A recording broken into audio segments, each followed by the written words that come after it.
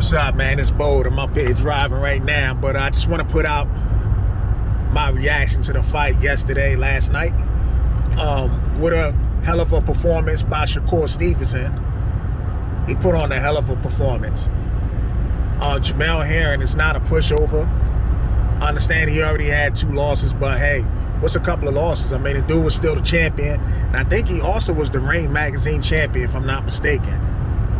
But if that's what it was, you know, Shakur Stevenson, I mean, he came out to fight tonight. And one thing I can say about Shakur Stevenson, right after the fight, he went over to thank Timothy Bradley. Even though he didn't agree with some of the things Timothy Bradley criticized him about in his last fight, he basically went over there to thank him, you know, show him respect, and use that for motivation from when he got criticized, when he fought the African guy. Yeah, man, Jamel was just outclassed. I mean, I understand the age difference or whatever the case is, but even if Jamel was a younger guy, I think he was just completely outclassed. I mean, Shakur, he's on another level. And the one thing I could say about this, and I know at the beginning Shakur was saying before the fight happened, like, we not friends, we never been friends, and all that other stuff. At the end of the day, they ran in the same circle. They, you know, they got pictures and stuff together and joking and clowning around or whatever the case is. These guys, and I guess, you know, they admitted at the end, like, yeah, we cool. But these guys, you know, they were willing to make the fight with each other. And it's got to be an example to all these people, especially the Errol Spence fans, when Bud was pressing them 3 years ago and people was talking about let it marinate. Like, let it marinate for what? You got 2 guys that were cool with each other that hopped in the ring and was willing to put it on the line, and they were cool with each other. But you got Errol Spence made up like 1,000 excuses, and his fans setting up roadblocks saying he need to fight this person first, he need to fight that person first, and the fight never even happened. So the thing I like about yesterday is about top contenders, top competition, whatever, facing each other. I mean, you don't have to be exactly the best number 1 and 2 in that division, but you just gotta be, you know, top competition. That's what we need in the sport of boxing. I don't like how a lot of fighters hide behind promoters and all that other stuff, and who have you for and everything. If that person is a top contender, fight. I mean, Errol Spence was saying all this other side of the street crap, and whatever other excuse he wanted to use. Oh, Terrence Crawford got to get a belt first, but he never used that for Mikey. So he was using all these excuses for to avoid, you know, Terrence Crawford, and nobody checked him on that. All of his groupies never checked him on that.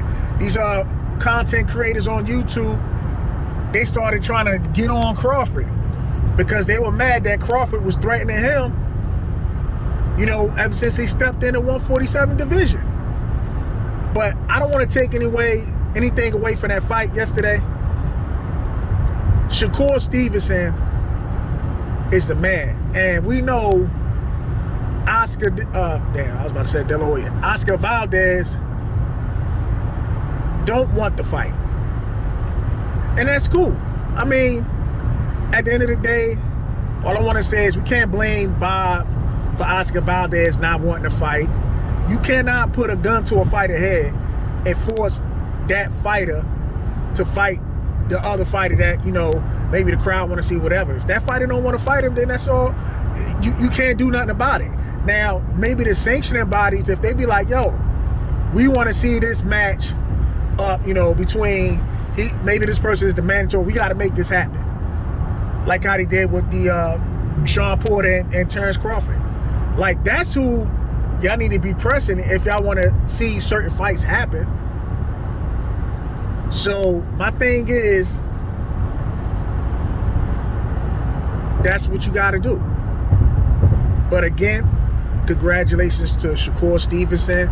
That dude is on another level, and I can see some big name opponents that got, I guess, a big following might be avoiding this guy. Oh, and one thing I want to point out as well. You notice in the post interview, Shakur Stevenson said Teofimo was the first one to go for that undisputed, because Shakur was talking about he wanted to go for undisputed. You notice like all these clowns that would say Devin Haney's the real champion and Teofimo's the franchise. Listen, if anything, Devin Haney's a franchise champion because he never even earned the fucking belt to begin with. And I like Devin Haney and all, but he never earned that belt. Teofimo, that's not even his fault. When it comes to the franchise, whatever, he might have petitioned for the franchise, but at the end of the day, that's between Loma and Devin Haney. Now, when Loma said, hey, let's get in the ring to Devin after the fact, you know, Devin said, I don't want to fight you. You didn't want to fight me. Like, come on, man. It's like childish stuff, man. Loma was already in position. They already set up a unification bout between Loma and Teofimo before Loma became the franchise champion. And these are facts. So, at the end of the day, do I want to see Lopez and Haney fight? Of course. I would like to see that fight happen. But, you know, people got to stop with this taking sides crap and this one ducking that one. People make a video, oh, he ducked. Nah, man. Yo, calling out stuff, you know, making fights don't happen on Twitter. It don't happen on Instagram. It happens in the meetings. Let's make the fight and let's see it happen. And on the end of that note, I'm out of here.